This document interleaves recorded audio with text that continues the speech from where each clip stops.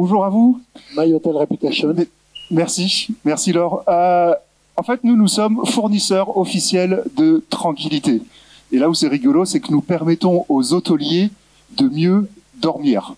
Pas forcément dans leur chambre à eux. En fait, aujourd'hui, l'hôtellerie, la restauration et la plupart des acteurs touristiques ils ont une véritable charge mentale, une charge morale, une épée de Damoclès, qui sont les avis clients. Parce que aujourd'hui, les voyageurs prennent le pouvoir dans les établissements parce qu'ils ont un pouvoir de nuisance ou au contraire un pouvoir de mise en avant dans leurs avis clients. En fait, quand un voyageur va écrire un avis de 300 mots sur TripAdvisor, il va influencer le comportement d'achat des prochains voyageurs.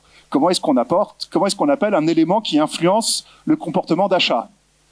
On appelle ça du marketing. On est donc dans une situation où les clients sont coproducteurs de marketing. Et en devenant coproducteurs de marketing, ils deviennent de facto copropriétaires du marketing. On arrive dans une situation absolument ubuesque où les voyageurs deviennent copropriétaires du marketing des acteurs touristiques. Et en fait, la question qui se pose, c'est que vont faire les voyageurs de cette copropriété sur le marketing? Et on voit apparaître des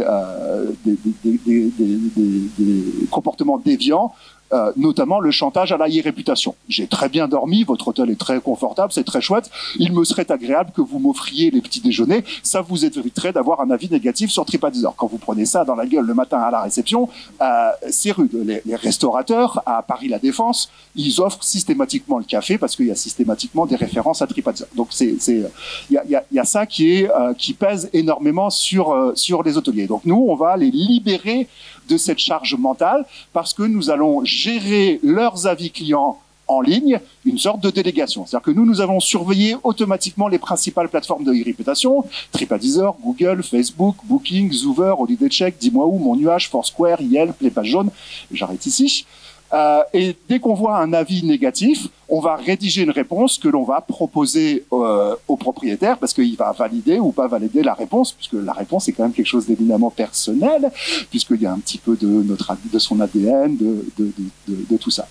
Et nous, ce que l'on apporte en plus, parce qu'a priori, la meilleure réponse vient de l'établissement. C'est lui qui est dans la place et qui sait ce qui s'est passé, ce qui s'est pas passé, etc. Simplement, les hôteliers, tous ceux qui sont dans la place, quand ils vont répondre, ils vont réagir aussi avec leurs tripes, avec leurs émotions, parce que quand vous faites votre travail, et c'est des travails qui sont très durs, très prenants, et que vous vous en prenez dans la gueule comme ça, des fois c'est un peu dur, et donc vous surréagissez, vous réagissez avec des émotions.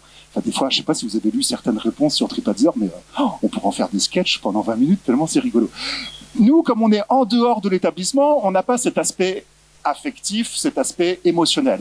Nous, on est des professionnels de l'hôtellerie, du tourisme, on est des professionnels du marketing, on est des professionnels de la relation client et on est des professionnels du web. Donc, dans la réponse, on va injecter du marketing, on va injecter de la relation client et on va aller commencer à jouer avec les émotions. Ça veut dire que c'est fini? Merci de m'avoir écouté. Bonne journée. Merci Thomas.